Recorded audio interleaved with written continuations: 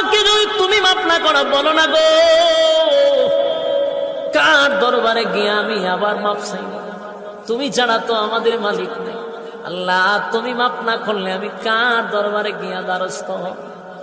আর আমার মতো গুনাহগাররে যদি মাফ না করে জাহান্নামের আগুনে জ্বালাও, বলো না তোমার কি ফায়দা হবে, তোমার কি লাভ হবে? এইভাবে 40 দিন টানা কান্না শুরু করছে। কানতে কানতে কানতে চোখ দিয়া পানি পড়ে না, এখন রক্ত পড়ে।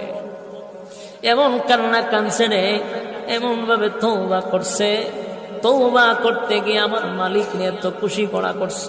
কালতে কালতে কঙ্কাল হয়ে গেছে, চোখ দিয়া পানি পড়ে না, এখন রক্ত পড়ে।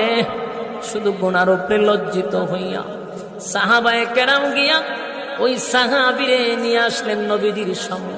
নবীজি তাকায়া দেখে সাহাবী চোখ দিয়া রক্ত পড়ে, শরীরটা যেন কঙ্কাল হয়ে গেছে।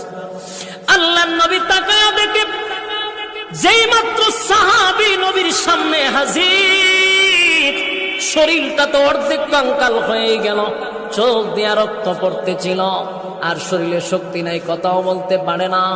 এমত অবস্থায় নবী তাকায়া দেখে তার পাশেই মালাকুল মউত আজরাইল দাঁড়ায় আছে। কি বুঝলেন?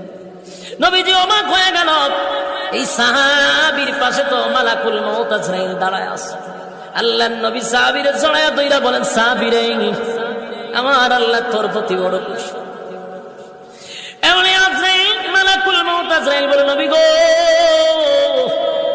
আমি আসছি আপনার এই সাহাবীকে নিয়ে যাওয়ার জন্য। নবীজি সাহাবীরে জড়ায়া ধইরা কান্দে আর বলে, সাহাবীরে কান্দিস না, আমার আল্লাহ তোর প্রতি খুশি হয়ে গেছে। এই মুহূর্তে মালাকুল মউত আজরাইল তোরে নিতে আসছে, জীবনের জন্য দুনিয়ার থেকে বিদায় হয়ে যাবে। ওই সাহাবীর মনের মধ্যে কষ্ট নাই,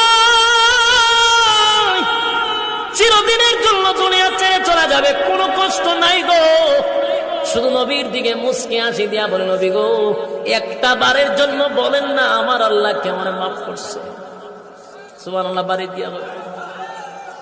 মালাকুল মউত আজরাইল চলে আসছে। নবীজি তার কানে জানাইছে যে মালাকুল মউত আজরাইল আসছে তোমারে নেওয়ার জন্য, হচ্ছে এইদিকে কোনো চিন্তা নেই। নবীর দিকে তাকায়া বলে, নবী গো একবার বলেন না আমার মালিক কেমন মাফ করছে। আল্লাহর নবী বলেন, সাহাবীরে তোর জীবনের সমস্ত গুনাহ আমার আল্লাহ মাফ করে নিষ্পাপ বানায়া দিছে। সাহাবী বলে, আমার আর কোনো দুঃখ নাই, আমি যাওয়ার জন্য